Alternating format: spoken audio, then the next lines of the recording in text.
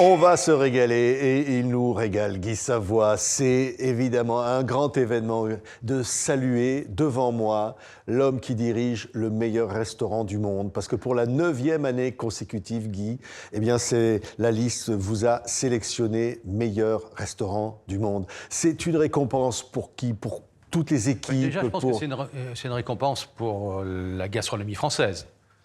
Qu'un restaurant français soit sur la plus haute marche du podium. Donc, c'est toute la cuisine, la gastronomie qui est récompensée. Ce sont les fournisseurs qui fournissent les produits. Sans eux, on n'existerait pas. Tous ceux que j'appelle les artisans de la terre et de la mer. Ce sont les équipes. Et puis les convives, oui. Parce que ce sont les convives qui nous soutiennent, qui nous soutiennent en tout cas depuis, moi ça fait 45 ans que j'ai un restaurant, c'est ma 3e adresse dans ces 45 ans. Mais quand même Guy, on vient de voir les images, 9e année consécutive, meilleur restaurant du monde. On parle de 195 pays, dans 195 pays c'est vous. Oui, c'est bien sûr que c'est merveilleux, mais je viens de vous dire, mais c'est pas l'œuvre d'un seul homme, c'est tout, déjà c'est une singularité française d'avoir des produits exceptionnels, d'avoir des savoir-faire. Ces produits exceptionnels ont généré des savoir-faire exceptionnels en boulangerie, en charcuterie, en fromagerie, pour les vins, pour le chocolat. En fait, tout ce qui compose ce mot magique est la gastronomie. Oui, et d'ailleurs, le repas gastronomique des Français a été classé au patrimoine immatériel de l'UNESCO il y a maintenant tout juste 15 ans. Grâce à vous, vous avez milité pour ça. J'étais auprès surtout de Jean-Robert Pitt, qui était l'acteur principal. Et c'est vrai qu'on était un petit groupe autour de lui. Et c'est parti de Tours, l'Institut des habitudes et culture de l'alimentation. Enfin, je ne l'ai peut-être pas dit dans le... Mais en tout cas, je peux dire qu'ils sont très, très, très, très actifs et que la graine a été semée à Tours pour arriver à cette inscription en 2010, puisque ça fait 15 ans. Merveilleux aussi, Guy Savoy, d'être le premier cuisinier à entrer à l'Académie des Beaux-Arts. Premier chef cuisinier. Et là, les Beaux-Arts, parce qu'on va parler du bouquin là, qui vient d'arriver, là, c'est vrai que la gastronomie, c'est de l'art. Bien, maintenant que les artistes l'ont décidé, parce que c'est une vraie élection, et c'est une élection à la majorité absolue, même au 2e, au 3e, au 4e, tant que la majorité absolue n'a pas été atteinte, l'élection est blanche. Donc c'est vrai qu'elle a... Lorsque vous êtes cuisinier, vous pouvez bien sûr penser aux étoiles, aux tocs, aux assiettes, aux tours Eiffel, enfin toutes les récompenses qu'il y a partout sur la planète. Mais jamais j'aurais pu imaginer rentrer à l'Institut de France à travers l'Académie des Beaux-Arts. Oui. C'est vrai que c'était un événement exceptionnel. Voilà. Il paraît qu'on devient immortel, donc l'installation se passera le 20 mai prochain. Oui, et vous n'aurez pas à aller bien loin, parce que le Quai Conti, votre restaurant, est au 11 et l'Institut est au 23. Voilà. À pied, vous allez pouvoir aller enfiler votre toque d'académicien. Ouais. Non, vous allez traverser la rue avec la toque. Je ne prévois pas le chapeau, je mets en tout cas l'habit, et l'habit sera prêt le 15 février, donc c'est très bien. Ouais. Et l'épée est élaborée par Joaquin Jiménez, qui est le graveur général de la Monnaie de Paris, donc ça se fait en famille et sur place. Oui, ce qui est incroyable, c'est, Guy, la passion qu'il peut y avoir dans la gastronomie. Alors, on va parler de ce livre, c'est le 4e volume, c'est les écrivains du 19e siècle qui nous invitent à leur table grâce à vous. On va aller avec Balzac, on va aller avec Chateaubriand, avec Victor Hugo, Émile Zola, et on va se régaler avec eux, mais tout en savourant les mots, les mets... Ah oui, alors là, il faut rappeler que c'est le 4e opus. On a démarré avec le 16e. Le 16e qui a donné des mots formidables, rabelaisien, gargantuesque et tout ça. Donc le 16e a je dirais, complété le vocabulaire de la gourmandise, ou peut-être un peu plus de la goinfrerie à ce moment-là. Le XVIIe, on a vu, bon, sous le règne du grand roi, on a vu déjà des évolutions. On a déjà compris qu'il fallait séparer le salé du sucré, parce que, voilà, avant tout était un peu mélangé. Le fromage fait son apparition. Il y a certains produits, bien sûr, le café, le chocolat, enfin, les petits pois. Enfin, on est dans une belle évolution. Le XVIIIe, bon, on se rapproche de chez nous. Puis là, alors, dans cet opus, alors il faut dire que toute la sélection des textes a été faite par Anne Martinetti, une spécialiste de littérature. Et en fait, je me suis aperçu, dans chacun de ces siècles, qu'à travers les écrivains, on avait des vraies chroniques. Des vraies chroniques des habitudes à table, des produits qui arrivaient. Au 19e, on voit, bien sûr, ça commence à la fin du 18e, les cuisiniers qui étaient dans les différentes cours se retrouvent à la rue et décident d'ouvrir leur premier restaurant. Et puis, au début du 19e, il était de bon ton de dire dans les différentes cours d'Europe que le cuisinier venait de France. Oui. Non, mais, je trouve des citations absolument incroyables. Tiens, par exemple, Louise Collet. Ouais. Alors, elle dit « Nous mangeâmes comme de vrais amants qui ne séparent point la chair des sentiments. Si le jeûne est prêché par quelques romantiques, Molière est sans pitié pour les amants éthiques. D'un sang pur et bouillant lorsqu'on sent les transports. Pour satisfaire l'âme, on doit nourrir le corps. Quel repas, quel attrait, quel délirant mystère. » Voilà. Mais tout à fait. Mais si on m'avait fait aborder la littérature par cet angle culinaire, mais je serais aujourd'hui un érudit en littérature. D'ailleurs, il y a un texte, une chronique magnifique dans un journal qui a été rédigé par Guy de Maupassant, où il parle justement de la gourmandise, et il termine « Les vrais gourmands sont aussi rares que les génies ». Alors j'espère que non. Hein. Oui, parce que il y en a des gourmands. Parce que les restaurants seraient vides. Oui, il y en a des gourmands. Tiens, il y en a un autre qui dit vive la gourmandise. Ce mot-là renferme tout. Je vois des gourmands partout. J'en vois chez les bons vivants, chez les sots, chez les savants. Il y en a partout. Il y en a partout. Alors, Guy de Maupassant était un peu plus sélectif. Voilà. Non, mais et puis il y a des textes formidables. Là, je me souviens du texte d'Alphonse Daudet qui parle dans une chronique. En fait, c'est un potager qui a été totalement vandalisé, saccagé. Et quand il voit ces laitues totalement écrasées, il parle de régicide, comme si on avait tué le roi. Donc, je peux vous dire que la cuisine et les produits ont de l'importance, en tout cas chez les écrivains. Et puis les dîners. Enfin, au 19e, on assiste à des dîners formidables. Oui. Il y a des lieux qui deviennent incontournables. Par exemple, Zola à Médan, par exemple, c'était absolument couru. Balzac, qui était un bon vivant. Presque un goinfre, oui. Il finissait, d'ailleurs Victor Hugo aussi, il finissait, paraît-il, les assiettes des convives à côté de lui. Voilà. Ah oui. Vous l'auriez aimé à votre table, de votre restaurant, Balzac. Qu'est-ce que vous lui aurez servi? J'aurais déjà demandé une dédicace. Sur la nappe, comme Picasso, en disant je rachète le restaurant. Non, mais bien sûr, non, mais ce sont tous des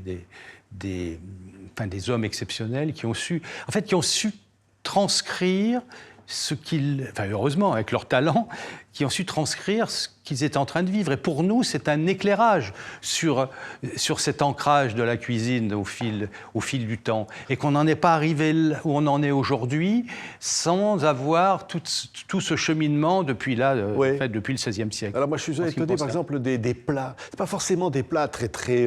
on imagine des choses extravagantes, mais par exemple, Alphonse Daudet, cœur de laitue, crudité à la sauce vinaigrette. C'est tout simple. Cœur de laitue, parce que je fais allusion à ce texte où il parle de ce potager, il est malheureux parce que ce potager a été vandalisé, et vous pensez, mon papa était jardinier, alors vous voyez l'image.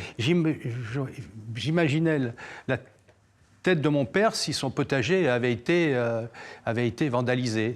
Donc, il parle de ces laitues écrasées. J'ai dit, je vais faire une recette avec ce cœur de laitue. Avec comment j'ai appelé la recette? Il y a fouillis dessus. Un cœur de laitue à la sauce vinaigrette. Voilà. Non, mais c'est vrai que, par exemple, tiens, je tombe sur cette citation. Alors là, on est avec Maupassant.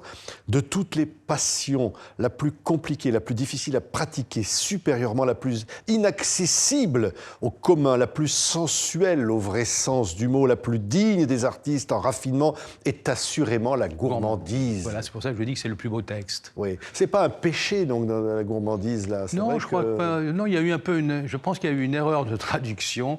Enfin, le regretté Lionel Poilane était justement dans une croisade pour faire enlever la gourmandise parmi les 7 péchés capitaux et la faire remplacer par la goinfrerie. Ouais. Donc, mais la gourmandise, qu'est-ce qu'il y a de plus noble que la gourmandise? Déjà, quand on le prononce, on en a plein la bouche. Alexandre Dumas, tiens, alors lui, vraiment extraordinaire. Alors lui, il termine sa vie littéraire en écrivant un dictionnaire. C'est fou. De la cuisine. C'est quand même incroyable. Ah ben, pour vous dire qu'il voulait terminer son œuvre par un hommage à la cuisine. Oui. Alors il dit « Mon goût pour la cuisine, comme celui de la poésie, me vient du ciel. L'un était destiné à me ruiner, le goût de la poésie, bien entendu, l'autre à m'enrichir, car je ne renonce pas à être riche un jour. » C'est magnifique. Alors voilà, des textes comme ça, moi je les découvre sur le tard, parce que bon...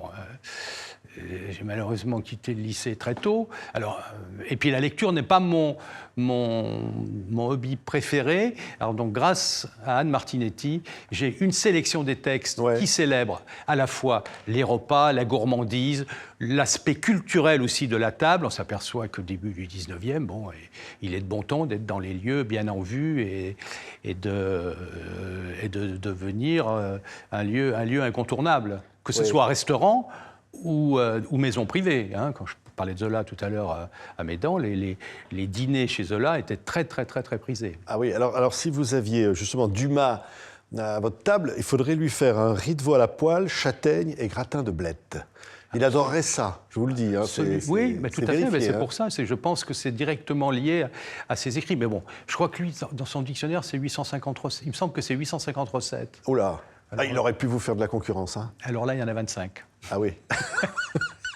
S'il avait ouvert un resto... Oui, on arrive. Au bout d'une carrière, on arrive à 850 recettes.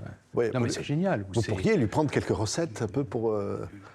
Oui, mais vous savez, des fois, je me plonge dans son dictionnaire qui a été revu et réinstallé par l'académicien Pascal Horry.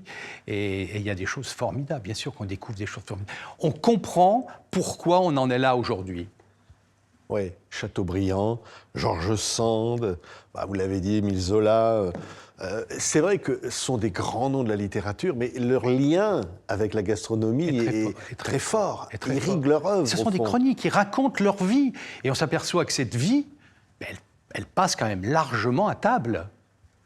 Donc, étonnez-vous qu'aujourd'hui, on ait envie d'être à table, en famille, avec des amis, et pourquoi pas pour traiter des affaires, et que ça reste quelque chose. C'est un lien humain, la table est un lien humain exceptionnel, et ça permet de rester en prise directe avec la terre et la mer, parce que sans le produit de la terre et de la mer, nous, cuisiniers, nous n'existerions pas. Ouais. Regardez, voilà, je vous montre regardez le bouquin. C'est quand même incroyable. Oui, il y a des reproductions, il y a des recettes. Il y a vraiment de quoi passer des fêtes de bonheur. Oui, mais il y a une noix. Je crois que pour Zola, j'ai fait une noix rôtie. Puis déjà, c'est beau, l'oie. C'est une volaille. Pour moi aussi, c'est une volaille de Noël. Oui. Parce que elle sort un peu de... Bon, bien sûr, rien ne remplacera la poularde de Bresse, mais une belle oie rôtie, je trouve que déjà, si je puis dire, l'objet est magnifique. Ah oui. Cet objet oblong, là, qui est très, très beau, et puis il y a tout un tas d'accompagnements qui va parfaitement avec l'oie. Oui, donnez-nous votre secret, comme disait Bernard Blier à Septime dans Le Grand Restaurant. Vous allez bien nous dire votre secret, hein? Mon secret? Rentrer dans une librairie. Ah oui. Comment savoir cuisiner comme dit Savoie? Vous allez vous régaler avec ces textes d'écrivains, les quelques lignes que vous avez dit sur la gourmandise vue par Guy de Maupassant, c'est sublime, quoi. Ouais. Sublime. Ouais. C'est au fond, Guy, vous vous dites, quand je suis rentré en gastronomie, comme on rentre, je ne sais où, vous vous êtes dit ça, c'est dire, moi, je veux, comment dire, manger, éprouver la vie, découvrir des choses, des saveurs, inventer le monde. Mais là, passer à table, c'est une ode à la vie. Bien sûr, bien sûr. Déjà par tous les produits qui ont été transformés très souvent avec amour. Hein, je sais pas, des tables familiales ou des restaurants. Si autour de... Mais d'ailleurs, les beaux produits entraînent l'amour. Ah oui. Quand vous allez voir un producteur, s'il n'y a pas de l'amour dans ce qu'il fait, ça ne va pas être bon. Ben on ne le sent pas, bien sûr, donc il faut l'avoir. Et puis si j'aime l'artichaut par-dessus tout, c'est parce que c'est le seul légume qui a un cœur. Oui. Alors vous allez vous balader sur les marchés le matin, là, comme ça. Oui, non, mais vous sentez sentez les... Bien sûr, mais on a la chance, dans notre pays, on a la chance que même dans les petites villes ou petits villages, il y a des marchés formidables. Parce qu'il y a tous ces petits producteurs locaux qui viennent présenter leurs produits. Alors, ils ne sont pas toujours calibrés, mais on est sûr qu'ils sont bons. Et c'est quand même ça qui est important, parce que l'Instagrammable, ça a du charme, mais ce avec quoi on se régale, ça en a, je pense, un peu plus. Mais la gastronomie, c'est de la diplomatie, c'est des échanges, c'est Talleyrand qui le c'est dit, découvrir l'autre, au fond. Mais oui, c'est les échanges, ce sont les vrais échanges.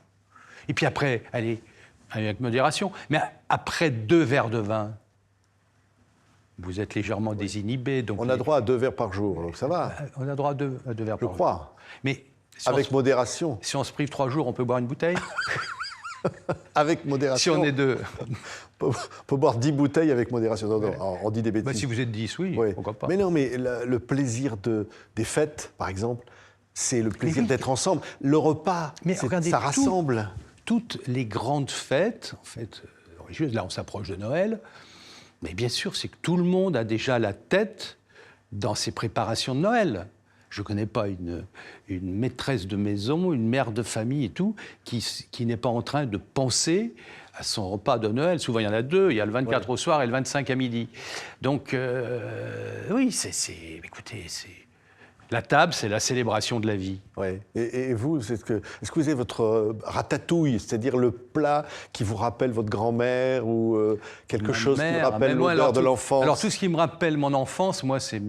Ma mère faisait des tartes et des gratins formidables et je ne retrouve pas ces sensations, sauf si je me concentre. Parce elle osait amener la cuisson un peu plus loin. Et aussi bien les tartes que les gratins, vous savez, sur le tour, il y avait un tout petit peu de cramé. Enfin, cramé, oui, vraiment. Oui. Bah, brûlé, bon, c'est plus... Mais c'est ce qui donnait je dirais, une âme à la tarte et au gratin. Donc aujourd'hui, moi, j'essaye de me rapprocher de son talent. Oui. Moi, j'ai jamais retrouvé les rougets de ma grand-mère, mais j'attends, peut-être qu'un jour, jamais. On ne retrouve pas ce qui a été finalement des souvenirs d'enfance à travers des plats qui rappellent ceux qui les ont faits. Oui, enfin bon, on s'en rapproche, mais n'importe comment. En tout cas, les souvenirs que vous avez de ces repas ont évidemment garni votre papillothèque. Et qu'aujourd'hui, cette belle éducation du goût, elle vous permet d'apprécier plein de choses. Merci Guy Savoie. Alors dans votre papillothèque, vous allez pouvoir ranger ce bouquin, c'est mieux qu'une bibliothèque. C'est Guy Savoie cuisine les écrivains du 19e siècle avec Anne Martinetti et Gilles Chénaud aux éditions Hercher. C'est un livre absolument, j'allais dire, savoureux, parce que c'est ça le mot qui convient. Merci beaucoup. Merci infiniment de m'accueillir et de m'accueillir aussi bien. Merci Guy. Merci.